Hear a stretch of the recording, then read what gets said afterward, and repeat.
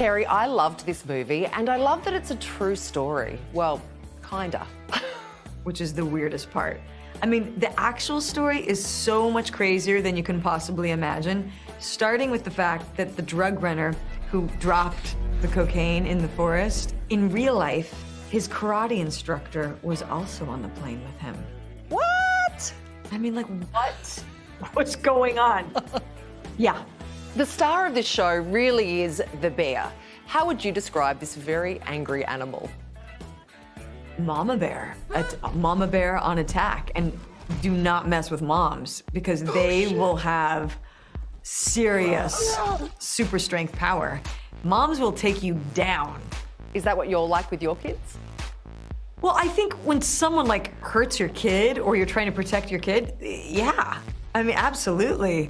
I haven't had to implement that much yet, but I would. Cocaine Bear was always going to need a special director, and Elizabeth Banks was just the person to take a poke at it. I essentially make comedies and I put them inside of other movies. And this is a comedy inside of a horror movie. No, don't eat that, don't eat that. Let's see what kind of effect that has on it. Oh man, you As well as being hilariously funny, this movie can be pretty gory at times. It is really gory.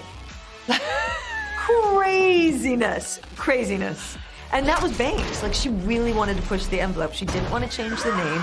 She wanted it to be gory, like crazy scream out loud gore. She didn't want it to be a safe movie. You go to like scream and cackle with friends in this like cathartic communal experience. Well, you're working with a wonderful cast and what would be Ray Liotta's final film. What a legend. What was he like to work with, Ray? What a legend. So cool. And, you know, he's exactly what you think he's going to be. He's sensitive and cool, and I just thought he was a class act, like just a cool guy and just up for it. I love the fact that he was willing to do Cocaine Bear. Like, that tells you about his sense of humor. And, you know, I just think we're grateful to have that experience with him. It's one of many career highlights for Keri after audiences first fell in love with her in the now iconic TV series Felicity. I'm Felicity Porter. Yeah, I know, I'm Ben. Yeah, I know. I was just wondering if you would mind signing my yearbook.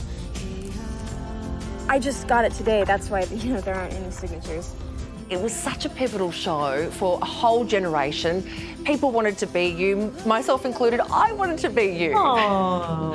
So it was a bit sad to read that you had a bit of a hard time doing that show. Well, I think I'm naturally kind of shy.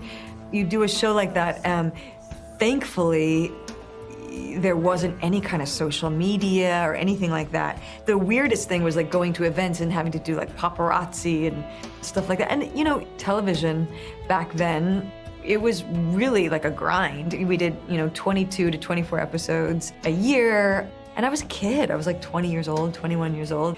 And you have no life. And granted, I was so thankful for it. I love that show. I have such fond memories. A lot of those people are still my friends.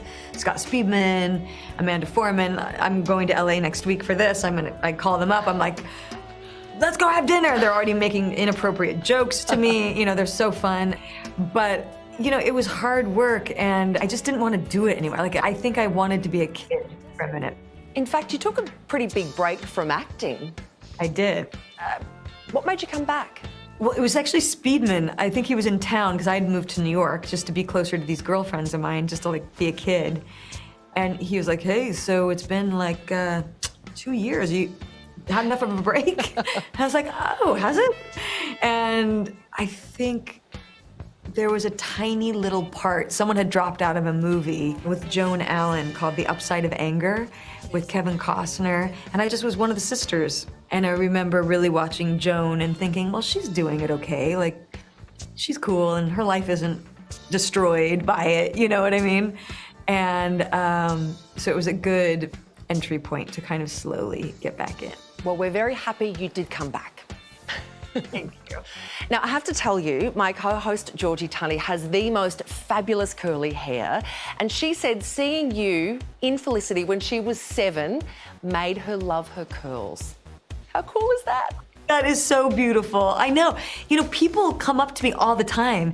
Maybe there wasn't a lot of curly-haired girls on TV at the time, but people come up to me all the time and say something like that. Yeah, it's really sweet. Well, Keri, I've got to say, this is a wild movie. I loved it, and I loved chatting with you. Thank you so much. Thanks for doing this. Oh, she is heaven. The movie is wild. Cocaine Bear roars into cinemas this Thursday, Feb 23rd. Because how funny that show was about her hair. Crazy, right? Wasn't it? And then when she cut it off. To the pixie, and then the And then fans the show revolted. got There were axed. death threats. I mean- show got axed, but she is happy to bring back the fro at some point. So, Sure. we'll I see. never realised that show was about minority representation. It's sort of remarkable. Well, you don't see many curls on TV. Well, apparently Nearly not. every woman with curly hair and every politician with curly hair straightens her hair. Oh, but not you tonight, which we all appreciate. Well I'm done. neither a politician nor on this show. Figure that out. It's a crying shame, really.